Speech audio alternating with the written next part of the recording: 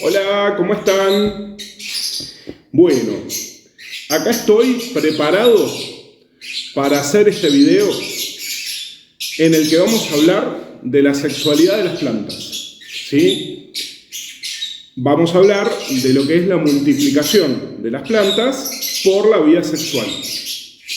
Cuando nuestras plantas florecen, en realidad están desarrollando las estructuras sexuales que le permiten intercambiar gametas, ¿sí? Material genético, con otras plantas de la misma especie o de otras especies para producir nuevos individuos. El resultado de ese intercambio son las semillas. Bueno, el mundo vegetal es diverso y muy interesante, y las plantas tienen las dos alternativas, ¿sí?, para lograr nuevos individuos.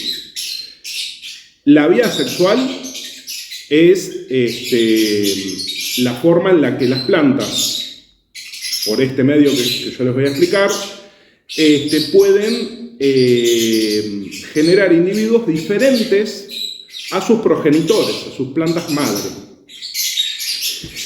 Mientras que cuando hablamos de multiplicación asexual, las plantas se valen de la posibilidad de clonarse, ¿sí? Y el resultado de ese tipo de multiplicación van a ser individuos idénticos a la planta madre. Hoy nos vamos a centrar en la multiplicación de plantas suculentas y principalmente lo que es la vía sexual. ¿Sí? Fíjense que acá todas estas plantitas que les traje están en diferentes estados de su floración, de su proceso de floración. La floración se clasifica, digamos, el proceso de floración como el crecimiento reproductivo, la etapa del desarrollo en el que las plantas están disponibles para reproducirse sexualmente. La estructura floral, ¿sí?, no es más que los órganos sexuales de la planta. En el mundo suculento, dentro del universo de suculentas, vamos a encontrar, así como en cualquier otro grupo de plantas, una gran variación en las estructuras florales, ¿sí? La flor de cualquier planta es un órgano temporario, ¿sí?, que deriva de las hojas que se modifican por estímulos ambientales que producen cambios hormonales en la planta. Entonces esos tallos y hojas devienen en varas florales y flores, y dentro de lo que es el proceso evolutivo, los diferentes materiales, las diferentes especies, los diferentes orígenes genéticos de cada familia de plantas que vemos hoy por hoy, han tomado caminos diferentes, pero similares. Por eso vamos a encontrar una gran variación en estructuras florales y en hábitos sexuales de las plantas. ¿A qué voy con esto? Por ejemplo, la gran mayoría de las plantas con las que nos vamos a cruzar tienen flores hermafroditas, es decir, que dentro de una flor encontramos ambos sexos, las estructuras masculinas y las estructuras femeninas. También puede ocurrir, un ejemplo son las equeverias, las asterias, las jawortias, todas las que están acá son plantas con flores hermafroditas. Después tenemos plantas que dentro de la misma planta, el mismo pie, producen flores masculinas y flores femeninas por separado. Ese tipo de plantas botánicamente se denominan diclino-monoicas. Y después tenemos otras especies que directamente producen algunos pies, algunos individuos producen flores masculinas y otros individuos producen flores femeninas. En ese caso estamos hablando de plantas diclino-dioicas. Pero bueno, no los quiero aburrir con terminologías botánicas. Lo que me interesa es que entendamos que para poder hacer una multiplicación sexual exitosa, tenemos que conocer básicamente dos cosas. Por un lado, la organografía floral de la especie que nosotros vamos a multiplicar. ¿Sí? O sea, cuáles son las estructuras sexuales de la especie que nosotros elegimos. ¿Por qué? Bueno, medio que me reitero lo que dije anteriormente. Porque las diferentes especies han tomado caminos evolutivos distintos, donde la floración ocurre en climas diferentes, en ambientes distintos, con organismos que realizan la polinización de manera distinta. A veces la polinización no ocurre por la interacción con otros organismos, sino que ocurre por agentes climáticos, como puede ser el viento o el agua. Entonces, las plantas han coevolucionado con algunos organismos o se han adaptado a determinadas condiciones ambientales que han hecho que tengan una respuesta diferente en la floración, ¿sí? Y eso les permite eficientizar la llegada del polen a las estructuras femeninas de cada flor para que se produzca la fecundación y así lograr las semillas. Bien. Eso por un lado, ¿no? Tenemos que entender cuál es la organografía floral de la especie que nosotros vamos a multiplicar. Que, bueno, por ahí para algunos puede resultar algo obvio, pero muchas veces una flor puede llegar a ser muy pequeña, o a veces nos ponemos a analizar la flor y no entendemos muy bien cuál es la parte masculina, cuál es la parte femenina. Entonces, todos esos aspectos los tenemos que identificar previo a hacer la multiplicación. En cuanto a la conducta sexual de las plantas, a veces las flores son completas, o sea, tienen ambos sexos, pero en busca de priorizar lo que es la polinización cruzada, algunas estructuras están maduras a destiempo de las otras, ¿sí? Generalmente una de las conductas más comunes es lo que se llama protandria, que es la madurez de las estructuras masculinas días antes que estén maduras las estructuras femeninas. De esa manera, la planta separa temporalmente la madurez de los órganos de la misma flor y de esa forma se asegura de que el polen que llega a las estructuras femeninas de esa flor sean el de otra planta. Después tenemos directamente floraciones a destiempo. Tenemos lo que se llama el síndrome floral. El síndrome floral es el resultado de la coevolución de las especies vegetales con los organismos animales que las polinizan.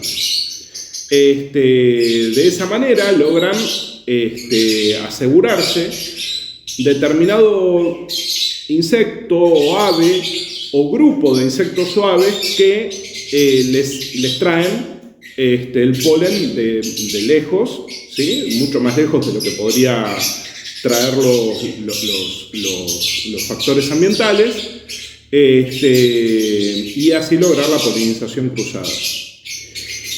En cuanto a la anatomía floral, a la organografía floral, yo les hice un esquema de una de las familias sobre las que más trabajo, que es la familia Crassuláceas. Puntualmente, dentro de lo que es Echeverias, Graptopetalum, Pachyphytum y Sedum, todos los años intento lograr la multiplicación por semillas de especies puras o la hibridación. ¿Sí? O sea, la multiplicación sexual nos permite dos cosas. Una, lograr grandes cantidades de individuos de determinada especie. ¿Sí? Generalmente las plantas producen varias semillas. En el caso de crasuláceas producen muchísimas semillas. Y eso nos permite que, usando la vía sexual, podamos obtener muchos individuos. ¿Sí? Esos individuos, como dijimos, no van a ser idénticos a la planta madre, pero probablemente tengan rasgos interesantes para mí o para la preservación de la especie, porque van a mantener la variabilidad genética. Por otro lado, tenemos la posibilidad de cruzar especies distintas o géneros distintos y así lograr hibridaciones. ¿Sí? Las hibridaciones nos pueden dar resultados muy variables y sumamente interesantes al mezclar dos especies que en la naturaleza probablemente nunca se hubieran mezclado. Bien. Nosotros vemos acá a todas estas echeverias en flor. ¿Sí? Estas son echeverias agaboides. Esto es un cultivar de Echeveria del grupo de las gibifloras, que, bueno, tuvo una floración errónea, digamos, o sea, floreció en el ápice, cosa que no es lo habitual en este género, y que produce la deformación de la roseta porque se muere el ápice vegetativo que formaba la roseta. Así que, bueno, la voy a usar para producir semillas y después, debajo de esa vara floral, seguramente salgan brotes laterales y haré rosetitas nuevas, clones de esta planta. Cuando nosotros vemos la flor, fíjense las diferencias de tamaños que puede haber, incluso dentro de plantas de la misma especie. Mientras las gibifloras producen flores bastante grandes, las echeverias agaboides, por ejemplo, producen flores medianas para la especie y hay algunas que producen flores muy pequeñas. Entonces, puede sernos algo dificultoso identificar cada estructura sexual por separado. Por eso hice un esquema, ¿sí?, que ahora les voy a mostrar con más detenimiento. Entonces, ¿qué nos vamos a encontrar adentro de esta flor de Echeveria? Que pertenece a la familia botánica Crasuláceas y que como familia comparte características con otros géneros como Crasula, Adromiscus, Cotyledon, Tylecodon, Sempervivum, Eonium, Grenovias, Monantes, ¿sí? Orostachys, pero también con especies americanas, géneros americanos como son Echeveria, Graptopetalum, Pachyphytum, Sedum y Dudleya. Seguramente me olvidé alguno, pero ya vamos a hablar muchas veces de esto. A ver, aquí adentro principalmente encontramos dos grandes grupos de estructuras. Primero, los ciclos de protección, que son el cáliz, que es esto de acá afuera, compuesto por los sépalos. ¿Sí? Este es el cáliz, estos son los sépalos que componen al cáliz. El cáliz puede estar apoyado o no sobre un pequeño tallito que se llama pedúnculo floral. Después viene el otro ciclo de protección, más grande y colorido, que es la corola. La corola, en la familia Crasuláceas, está formada por los pétalos. En el caso de Queveria, tanto sépalos como pétalos son suculentos. Y los pétalos se encuentran soldados en la base, ¿sí? Formando lo que se llama una corola dialipétala. ¿Qué función tienen sépalos y pétalos? Es decir, cáliz y corola. La protección de los órganos sexuales que están ahí adentro y además llamar la atención de los polinizadores. Sí, es la parte de marketing de la flor. Fíjense que las estructuras internas, que son las que realmente realizan la polinización, la fecundación, pasan bastante inadvertidas. Pero la corola de muchas plantas logra tener colores y características que atraen a los polinizadores. ¿Sí? Es como de alguna manera dicen, bueno, acá está la flor, vengan, que hay una recompensa.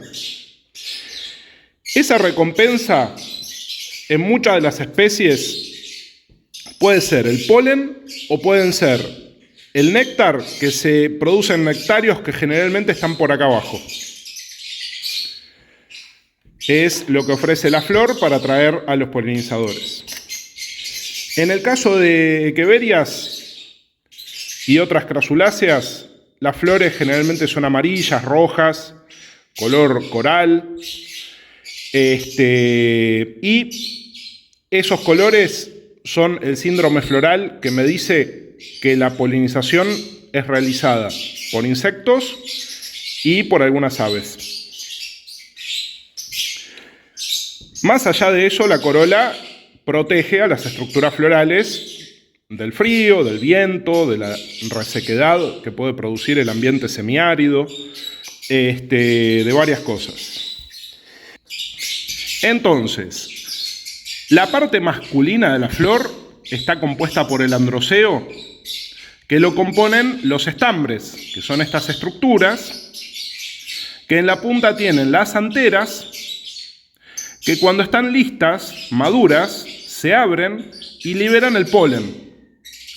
El polen son unos granos que pueden ser blancos, amarillos, en algunas especies son de otros colores.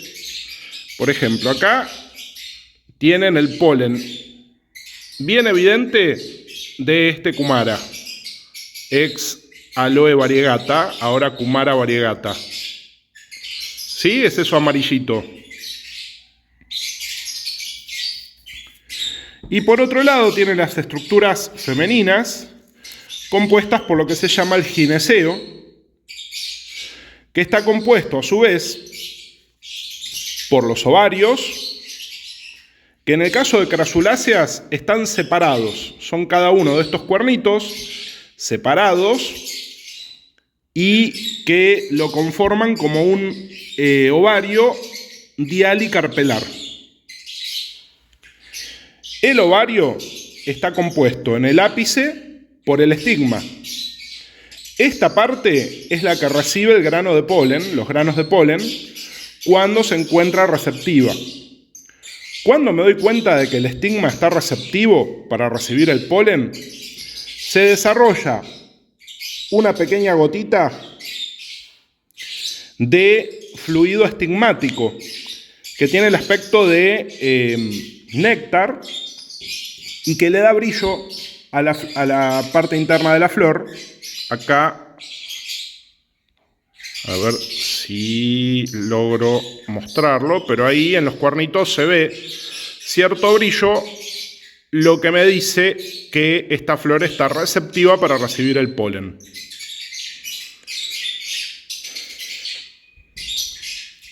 Una vez que el polen llega aquí y se pega en el fluido estigmático, comienza la germinación y el tubo polínico que se produce viaja por el estilo, que es esto, que puede ser más largo o más corto dependiendo de la estructura floral, y llega a los óvulos que, una vez desarrollados, van a formar a las semillas. A partir de ahí, toda la estructura, las estructuras de protección de la flor comienzan a degradarse, a marchitarse, a veces se caen y otras veces quedan secas, protegiendo al fruto en formación, ¿sí? Conforme se seca la flor, se va formando el fruto con más o menos tiempo, dependiendo de la especie. Hay frutos carnosos, hay frutos secos. En el caso de crasuláceas, se producen frutos secos que están aquí adentro de los restos florales marchitos. Bueno, me pareció que iba a dejar más claras las cosas, retirarle la corola a esa flor, y fíjense cómo se notan las estructuras que están en el dibujo. Las anteras con el polen que maduró previamente, ¿sí? Que ya se ha perdido, por eso las anteras están marroncitas. Y en el medio, los 5 carpelos de este ovario múltiple, ¿sí? Esperando el polen.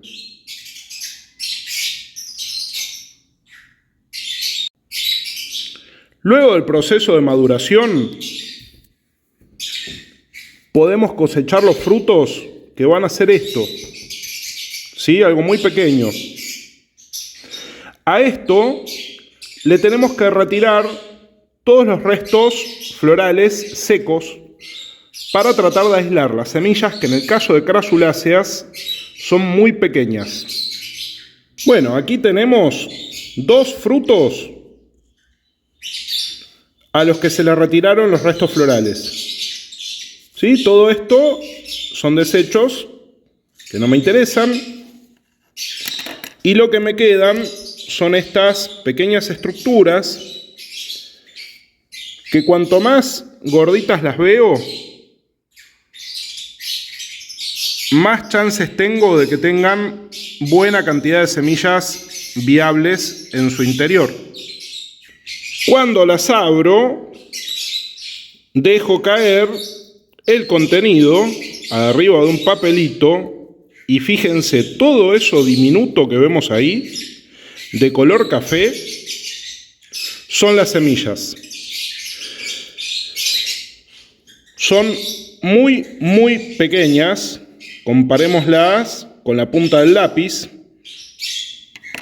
Ahora voy a abrir el otro fruto.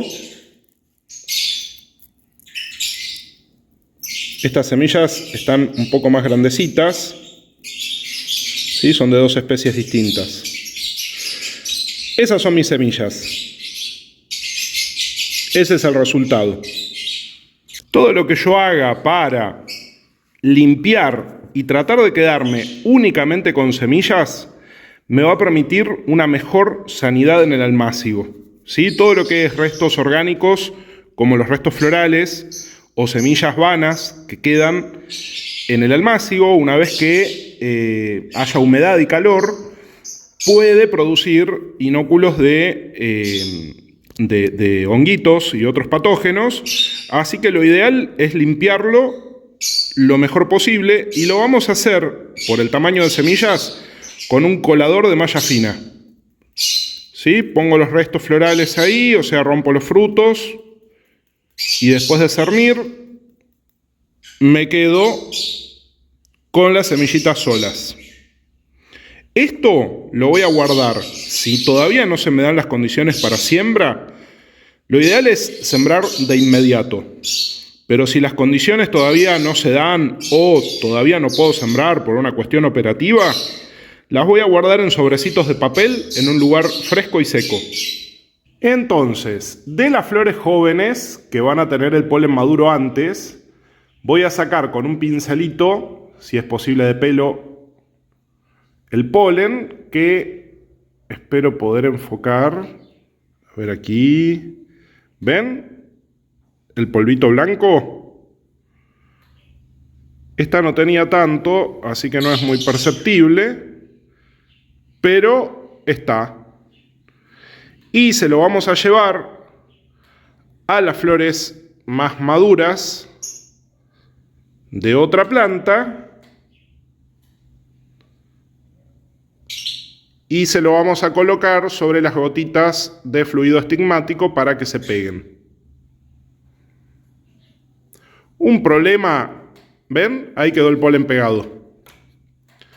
A partir de ahora, el trabajo lo hace la planta. Un problema común en esta familia es que aparezcan pulgones negros en las varas florales que se pueden resolver con la aplicación de jabón potásico cuando las plantitas, las flores están cerradas, que todavía son pimpollos. Estos pulgones están muertos. Una vez que tenemos nuestras semillas separadas, vamos a preparar el almácigo. El almácigo se prepara, en este caso, siendo plantitas, semillas tan pequeñas, yo uso macetas chiquitas o este tipo de envases que lo que tienen muy a favor es que vienen con tapa. Todo lo que se use para confeccionar el almácigo tiene que estar desinfectado.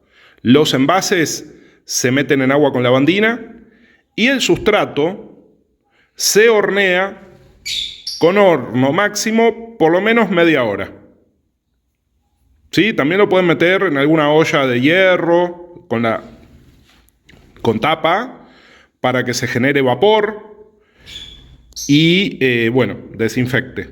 ¿Sí? Media hora con fuego fuerte va a salir un olorcito bastante desagradable, digamos, a tierra quemada. Los volúmenes son pequeños, ¿sí? No hace falta preparar grandes cantidades de sustrato desinfectado, pero nos ahorra muchos inconvenientes. Una vez que tengo el envase desinfectado y el sustrato desinfectado, lleno la maceta. ¿Qué sustrato vamos a usar? Yo elijo usar un sustrato que ya viene preparado para siembra. Son a base de turba y le puedo adicionar un poco de humus lombriz, un poco de perlita, un poco de arena gruesa. Cada uno puede preparar el sustrato que les resulte más conveniente. Puede usarse fibra de coco, pero la turba tiene buenas cualidades para retención de agua, que es lo que vamos a necesitar para el éxito del almácigo, ¿sí? Por más que estemos hablando de plantas de ambiente seco, el momento de la germinación depende de dos procesos importantes. Primero, la imbibición de estas semillas. La semilla es un individuo, un embrión, aletargado adentro de una cubierta que lo protege de la deshidratación y del clima en general. Para despertar a ese embrión, yo necesito agua. Necesito un sustrato saturado en agua. Este sustrato a base de turba, yo lo regué muy bien y ahora voy a hacer la siembra. No vamos a poder hacer una siembra puntual, ¿sí? Porque las semillas son muy pequeñas, pero sí vamos a tratar de que caigan uniformemente, volcándolas de manera suave en toda la superficie, así cuando germinan tienen espacio.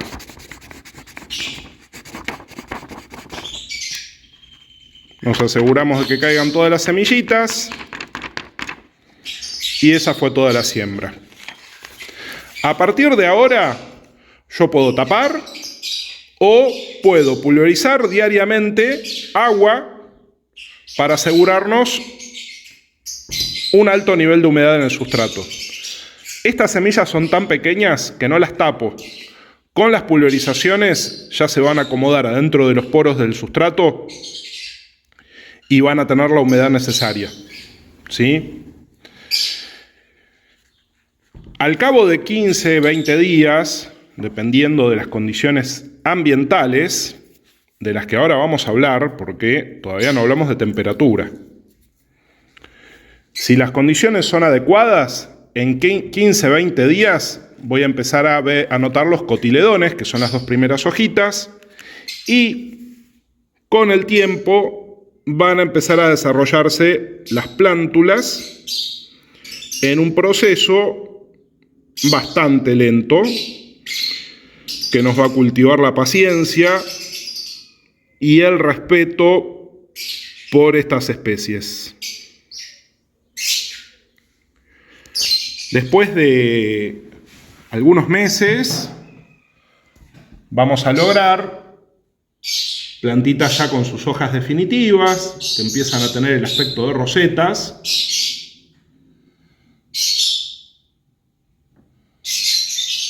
En el caso de Echeverias.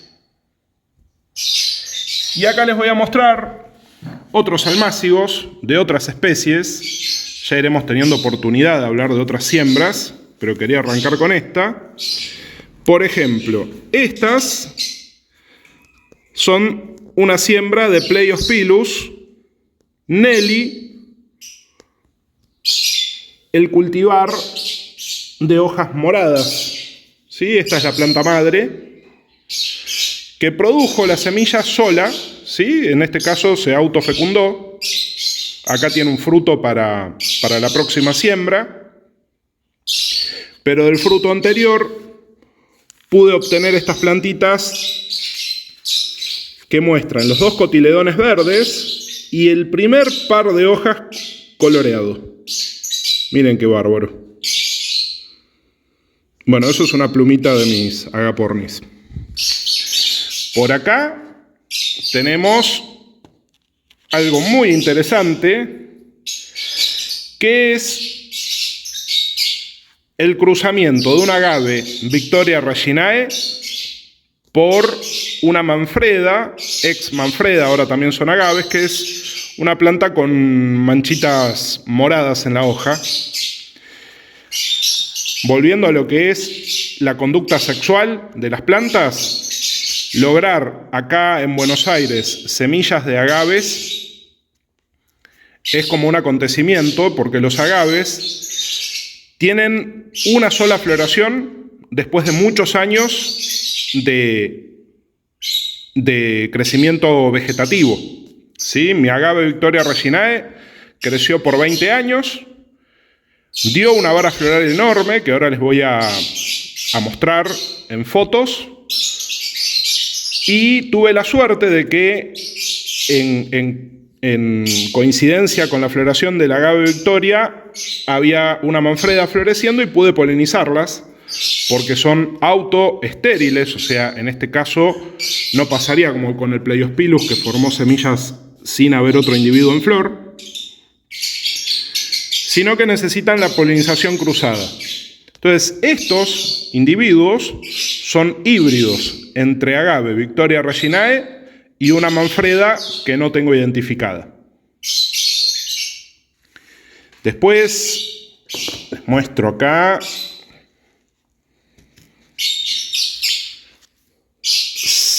plantines de jawortias germinadas este otoño, y de este lado plantincitos de aloes enanos. Sí, es maravilloso lo que podemos obtener manejando la siembra. Podemos tener cosas nuevas, podemos lograr variabilidad genética, podemos colaborar en la preservación de una especie, aunque sea fuera de su hábitat, dependiendo de nuestros objetivos. ¿Sí? Estas no lo dije, pero son híbridos de Echeveria juli. Ahora hablemos un poquito de las condiciones ambientales necesarias para que se produzca la germinación. Acá les estoy mostrando un almácigo muy misceláneo. Sí, suelo ser un poco desordenado, pero en este caso el desorden es obligado. Porque ¿qué pasa? La germinación a veces falla, ¿sí? Y yo acá había sembrado muchas semillas de diferentes especies e híbridos, pero bueno, no todas prosperaron y me quedó mucho lugar ocioso en este espacio que les comenté, mi jardín de invierno, donde puedo controlar un poco más la temperatura. Vivo en un clima con heladas muy intensas. De hecho, hoy tuvimos 0 grados. Y si esto estuviera afuera, se hubiera muerto. Entonces tengo este pequeño espacio techado con vidrio, ¿sí? Todo cerrado, donde la temperatura se mantiene un poco bastante más arriba que el exterior. Y como es sombrío, le agrego estas luces de cultivo, ¿sí? Después vamos a hablar de esto también porque es interesante. Para generar las mejores condiciones posibles para toda la parte de nursery, todo lo que es el crecimiento de las plantitas más pequeñas. Así que acá van a encontrar mezclados cabezas de plantas enraizando, ¿sí? Plantitas decapitadas enraizando, hojitas brotando, ¿sí? Esto sería multiplicación agámica también, como la decapitación. Y las germinaciones exitosas que se dieron en este almácigo. Por ejemplo, estas son Echeverias agavoides, como las que les mostré hace un rato, que hicimos la polinización. Sí, que fueron sembradas entre marzo y abril de este año. Fíjense que de a poquito empiezan a manifestar sus características. Ahí se ven las puntitas moradas. Estas plantitas ya están para pasar a otro espacio, ¿sí? Para separarlas. Las que toman la delantera, yo las voy retirando, las repico y las paso a otras bandejas con más espacio entre plantas para que puedan seguir desarrollándose. Aquí hay Echeverias coloratas tapalpa. Estas son multihíbridas, ¿sí? Son cruzas de Echeveria Tiffany con otras especies. Y bueno, esas, a ver, tengo los cartelitos identificando porque me olvido. Estas son híbridos de Echeveria Romeo. Vamos a ver qué sale de aquí. Y por acá tengo, a ver, híbridos de Echeveria Kamanoi, que es una especie que me encanta. Ahora, ustedes fíjense que acá yo había sembrado en este espacio, antes había separadores, una vez que se desarrollaron las plantitas ya se los saqué. Semillas de Echeveria Madiva, ¿sí? Esto yo esperaba que fallara porque Echeveria Madiva al parecer tiene flores estériles. De todas maneras intenté, porque nunca se sabe. Después de aquí tenemos otros híbridos de Romeo, de los que salieron muchas menos plantitas. Y bueno, muchos cartelitos se han quedado sin sus ejemplares porque no germinaron, ¿sí? Tengan muy en cuenta que el fracaso es parte del proceso para ir mejorando las condiciones, aprender y optimizar.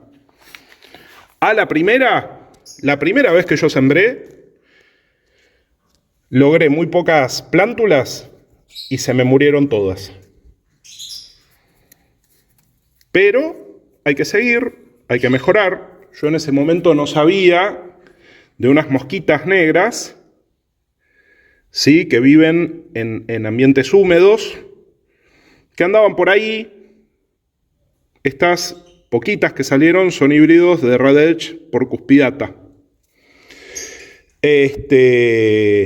Estaban por ahí, no veía que me hicieran grandes daños, pero resulta que esas mosquitas ponen huevos en el sustrato y las larvas se comen a las plántulas desde las raíces.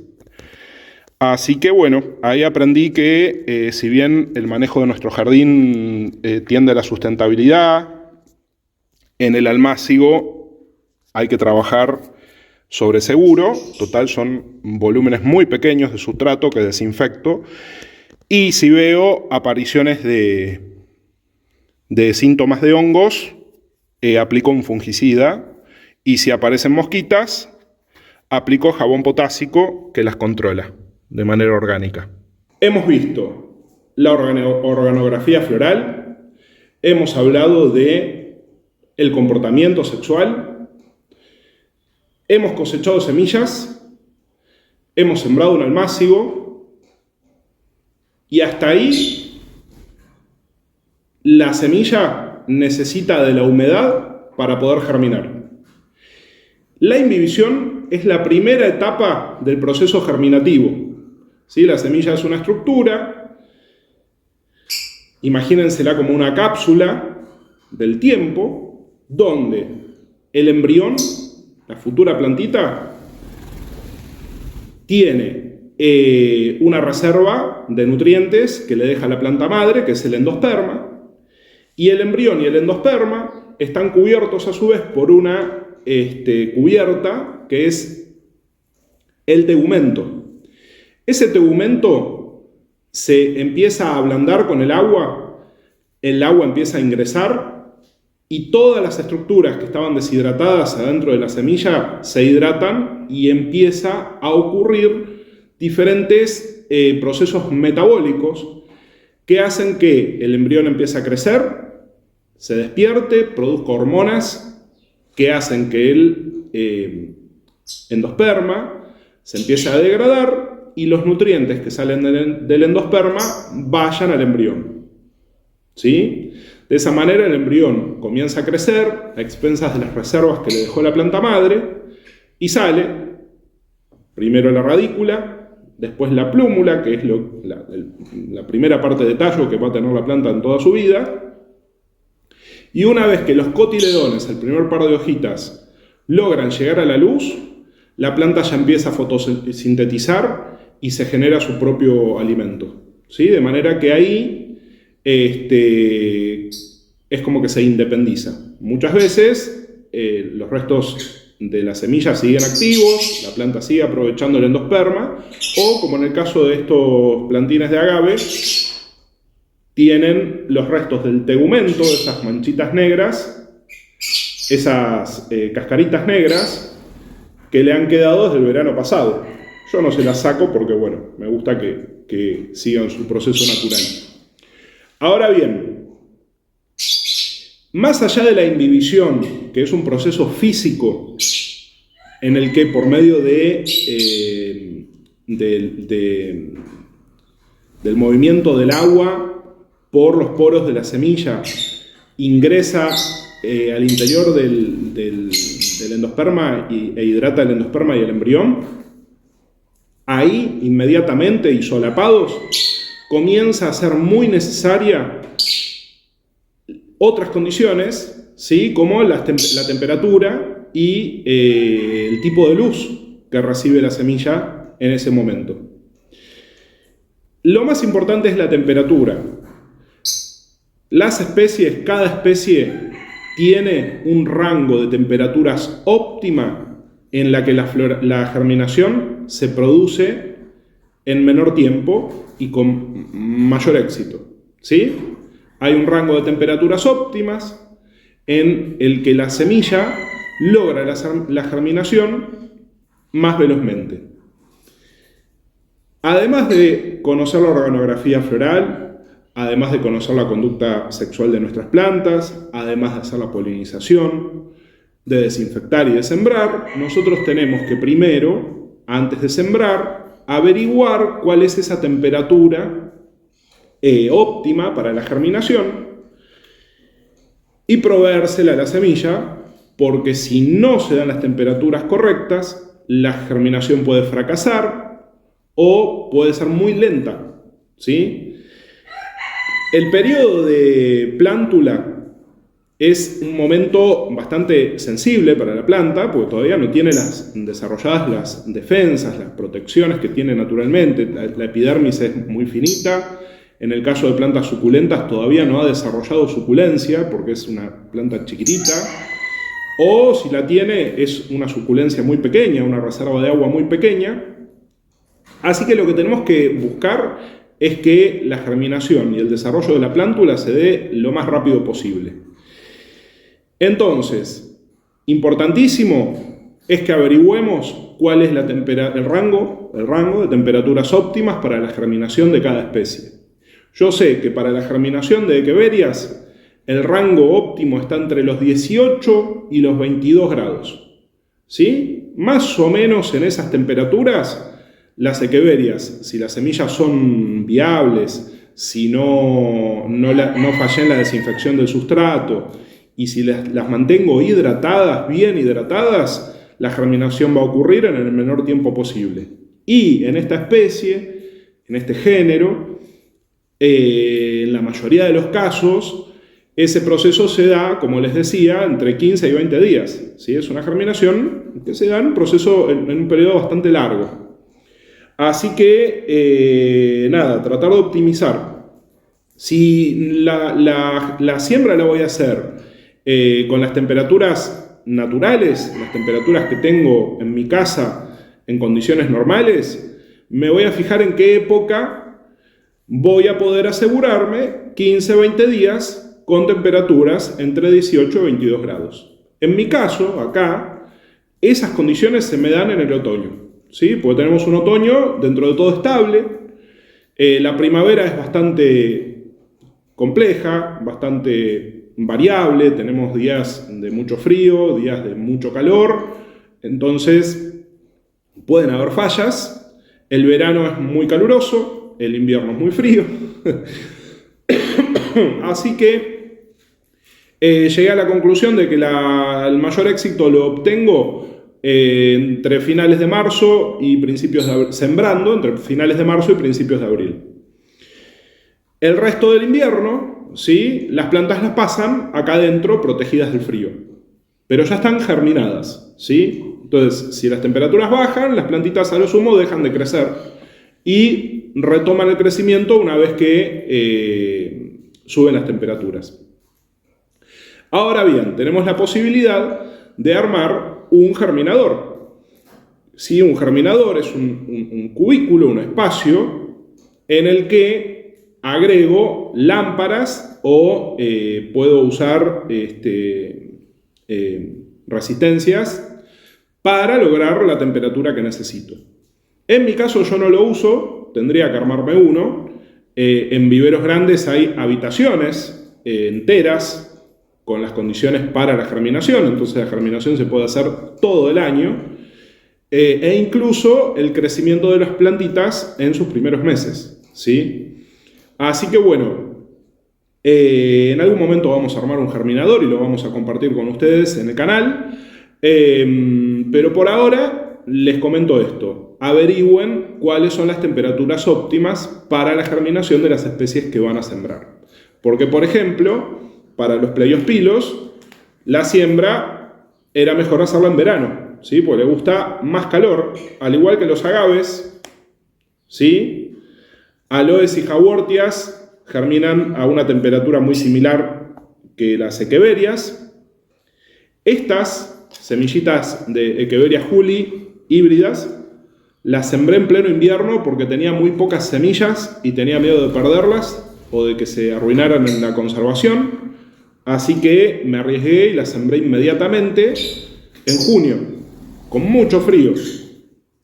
Pero como era una sola bandejita, le busqué los lugares de la casa para mantenerla a esa temperatura, 18, 22 grados permanentes, y lograron germinar muy bien. ¿sí? Ahora ya están acá afuera con condiciones mucho más amigables. Si fueran a sembrar cactus, probablemente logren las mejores germinaciones con temperaturas bastante más altas, por encima de 25 grados. Así que eso es un dato que van a tener que averiguar para las especies que quieran multiplicar.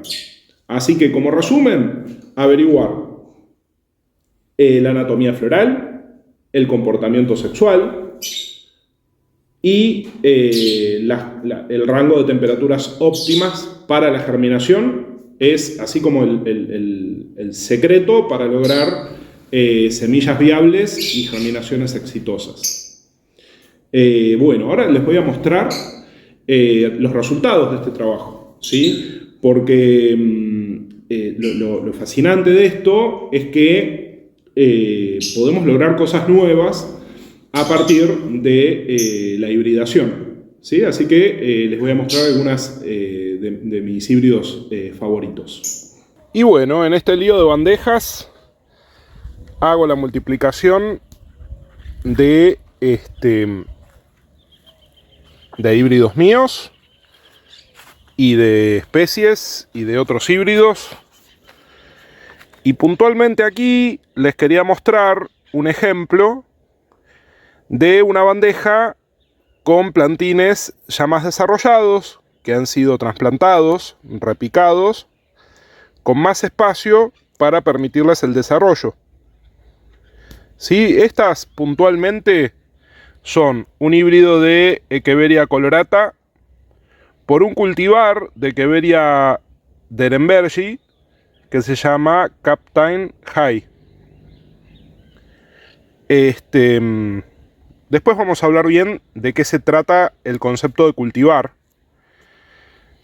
Pero básicamente, así como una previa, acá podemos ver que de esa hibridación tenemos individuos parecidos, pero diferentes. ¿Sí? Fíjense que algunas son más puntiagudas, otras más redonditas, algunas más verdes, otras más rosadas, otras más azules. Acá, por ejemplo, tengo estas tres que ya estaban bastante más grandes y las separé a macetas individuales. Y fíjense qué distintas son, pero son hermanas de la misma siembra. Si yo quiero identificar estas plantas ahora, así, a cualquiera de ellas, con decir cuál es la cruza que les da origen es suficiente. ¿Sí? Serían Echeverias colorata por derenbergi. Ahora bien, si alguna de ellas tiene alguna característica destacada, ¿sí? Por ejemplo, esta es más compacta y roja, esta es más rosada, o esa salió notoriamente más rosada y distinta a sus hermanas, probablemente quiera definirla, ponerle un nombre distinto, y para eso me tengo que asegurar una gran cantidad de plantitas idénticas. Fíjense las hojitas brotando, salieron de esta roseta. Fíjense que es chiquitita, ¿sí? Como una derenbergi. Y van a ser clones de esta planta.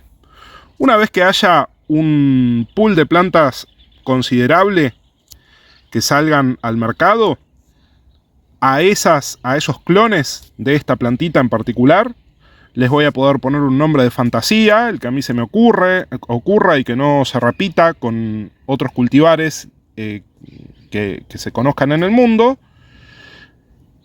Y va a poder ser identificada con el nombre de ese cultivar. En este espacio tengo varias selecciones de plantitas que me gustan mucho, que he ido logrando en las hibridaciones, y están en proceso de crecimiento, multiplicación, y las estoy conociendo, porque como son combinaciones de genes nuevas, hasta que no se vuelvan plantas maduras, yo no puedo asegurar cómo se van a comportar. Entonces, un trabajo razonable y profesionalizado implica evaluar los híbridos, clonarlos, darles un nombre de cultivar y poderle ofrecer a los coleccionistas que las quieran una plantita de buena calidad y bien identificada. Este caso es un híbrido entre Echeveria secunda azulita y Echeveria setosa variedad Oteroi. Pero del mismo cruzamiento salió también esta, que es muy bonita, que ya está floreciendo.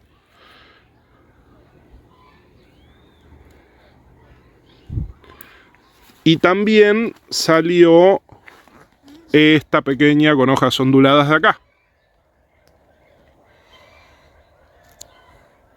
Después, por ejemplo, esta plantita es un híbrido de mínima,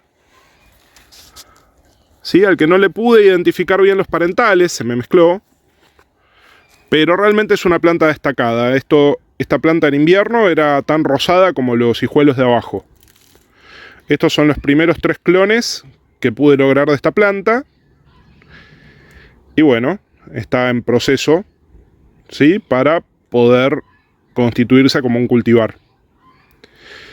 Ahora, estas flores que está dando, ¿me van a dar semillas de este cultivar? No. En esas flores, si se logra la polinización, vamos a tener una nueva recombinación de genes y las plantas resultantes probablemente sean parecidas o no a la planta madre. No van a ser idénticas, no van a ser el mismo cultivar. Ojo con eso. Acá tienen otra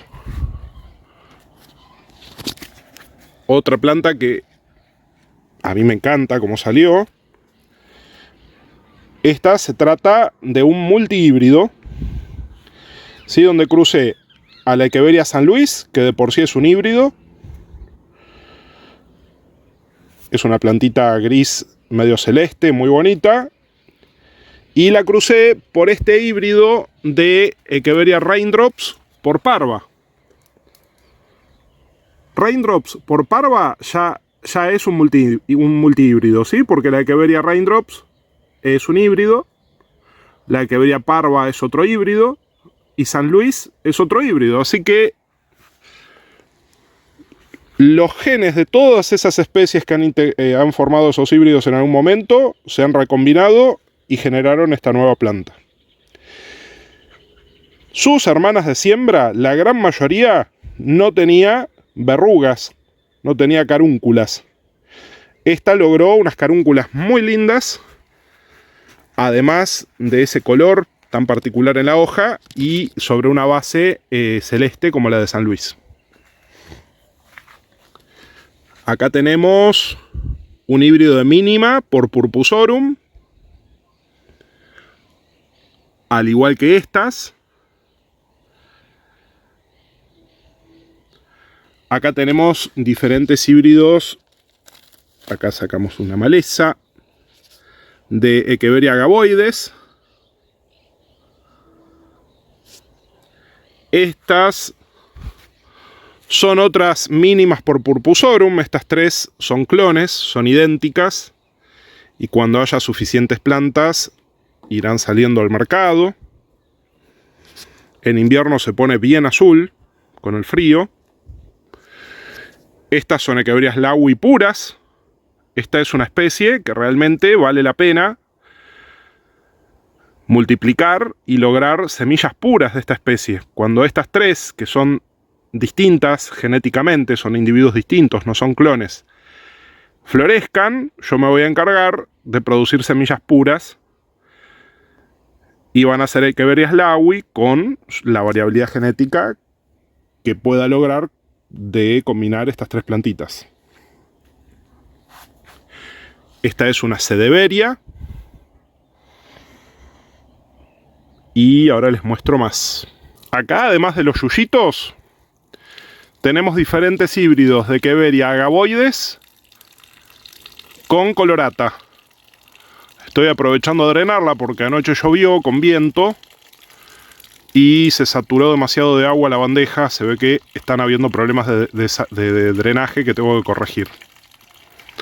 Pero bueno, lo que les quiero mostrar es lo interesantes que vienen estos híbridos con esas puntitas rojas sobre una base de color diferente. Acá hay que también desmalezar. Acá tenemos un almácigo de otro género, el género Dudleya. En este caso tenemos Dudleyas britoni hibridadas con Dudleya ingens. Dudleya britoni se caracteriza por tener una gran cantidad de pruina, que es la cera que les da este color gris. Y Dudleya ingens se caracteriza por tener hojas rojas. Sí, fíjense que esta salió mucho más parecida a ingens. Estas ya están para trasplantar, para repicar. Dentro de los híbridos de Minima Purpurorum, este es el que salió más pequeño, más compacto. Fíjense que esta es una maceta de 10 centímetros de lado y tengo 6 plantitas desarrollando. A mí particularmente me gustan mucho las especies pequeñas, las plantas pequeñas, así que esta es una de las favoritas. No tiene nada que ver con lo que estamos hablando, pero este Trichodiadema densum está como nunca. Feliz con el día de sol.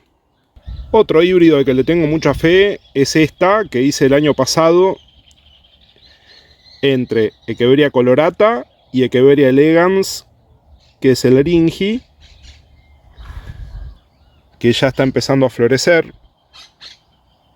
La vara floral es muy parecida a la de colorata, pero el color verdoso y el borde hialino le viene de elegans. Acá hay algunas Echeverias colorata por Secunda azulita,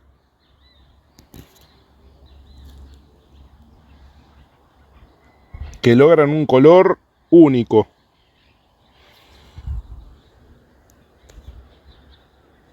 Y en esta maceta tipo paila puse varios fenotipos distintos de Echeveria encino por Minima. ¿Sí? La Echeveria encino es una planta que aún no se ha identificado correctamente, por ahora la llaman encino.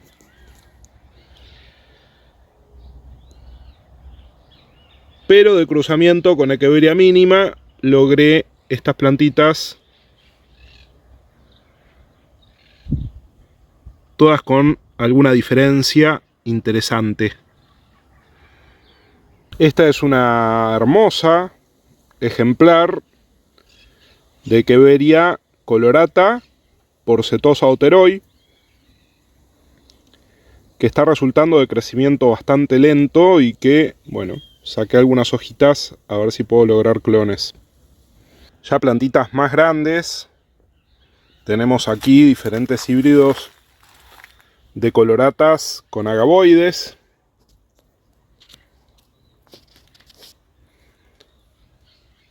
Que han definido sus características. Esta me gusta mucho.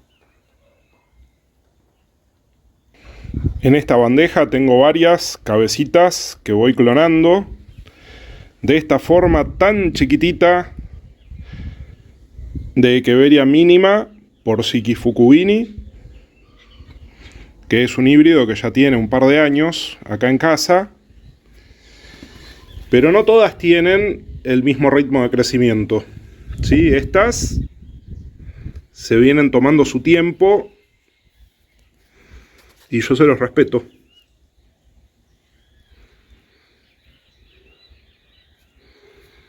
Conviven acá con las gigantes, todas las madres coloratas y otras de porte grande.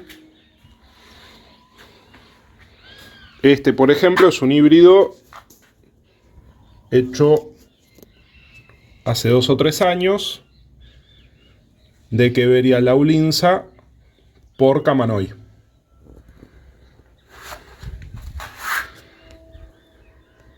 Bueno, creo que les dejo bastante material para que analicen y se animen, ¿sí? Lo más importante es que se animen a crear algo nuevo, a reproducir sus plantas por semillas.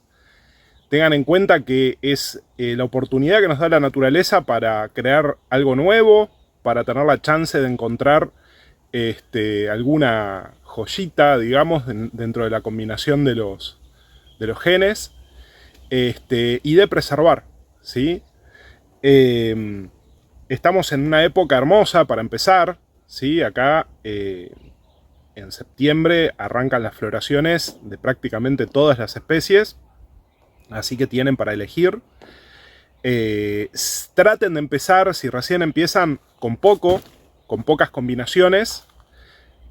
Traten de que sean combinaciones interesantes, entre plantas que les puedan dar resultados distintos a lo que ven normalmente. Y bueno, eso estaría dentro de los planes, digamos, pero ya veremos si las plantas nos dan una sorpresa y el resultado es completamente distinto a lo que esperábamos. O bueno, nada, nos salimos con la nuestra. Anímense, este no es el único video que vamos a hacer al respecto, porque es un tema muy interesante. Todavía podemos hablar de otros géneros. Podemos hablar de diferentes etapas del proceso, pero me parece que está bueno como para empezar.